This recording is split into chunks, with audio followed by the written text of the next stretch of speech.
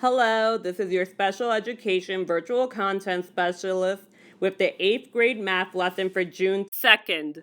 This lesson, like all other lessons, can be found on TeachHub. Each lesson provides the title, focus question, and learning objectives, including standards and objectives for each lesson. Additionally, we provide guidance for using this resource, including instructional and technology guidance, implementation guidance for the lesson, guidance for summarizing, guidance for assessment during instruction, and general methods of engaging with students with disabilities and multilingual learners. Today, 8th graders are working on Unit 8, the Pythagorean Theorem, and Irrational Numbers. Day 25, Cube Roots, Part A. How can we determine which whole numbers a cube root is between? The launch asks students to determine if each equation in the table is true or false. To support students with disabilities, provide them processing time, sticky notes, or virtual mini whiteboards to aid students with working memory challenges. Additionally, you may want to provide them with calculators so they can quickly go through if each statement is true or false. The validity of each statement are as follows: true, false, true, false, false. To synthesize the activity, you may want to poll students on their response for each problem. Record and display their responses for all to see. If students all agree, ask one or two students to share their reasoning. If there is disagreement, ask students to share their reasoning until an agreement is reached. For the Explore, the purpose of this activity is for students to think about cube roots in relation to the two whole numbers they are closest to. Students are encouraged to use the fact that the cube root of a is a solution to the equation x to the third power is equal to a. Students can draw a number line if that helps them reason about the magnitude of the given cube roots, but this is not required. However, students reason, they need to explain their thinking. You want to monitor students multiplying non-integers by hand to try and approximate. While this isn't what the problem is asking for, their work could be used to think about which integer the cube root is closest to and should be brought up during the whole class discussion. You can split this first slide into an I do and we do.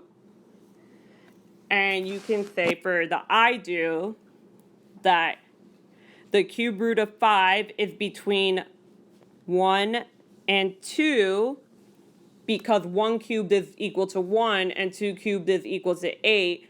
So the cube root of 5 has to be between 1 and 2. For the we do, cube root of 23 is between 2 and 3 because 2 to the third power is equal to 8 and 3 to the third power is equal to 27. So the cube root of 23 has to be between 2 and 3. You can treat this slide as the you do. Students should find that the cube root of 81 is between 4 and 5 because 4 to the third power is equal to 64 and 5 to the third power is equal to 125.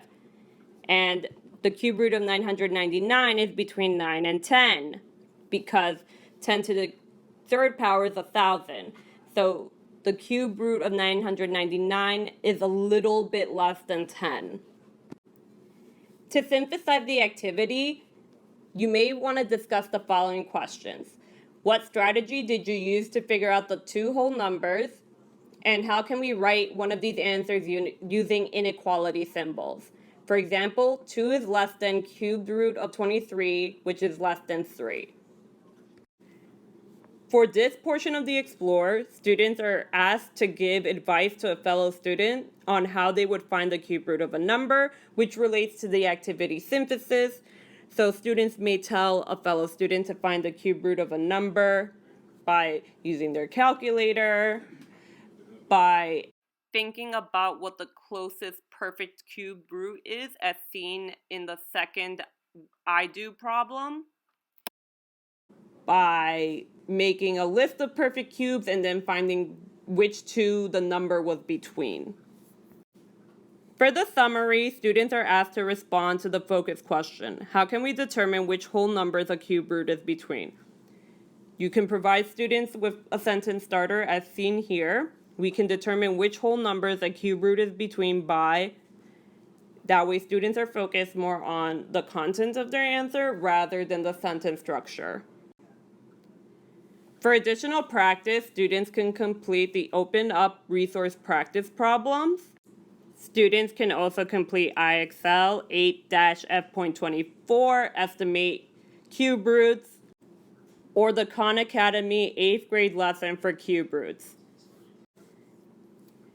This lesson, like all other lessons, were adapted using illustrative mathematics and Open Up resources, so please use them to support digital learning. If you have any questions, please contact any virtual content specialist. Thank you.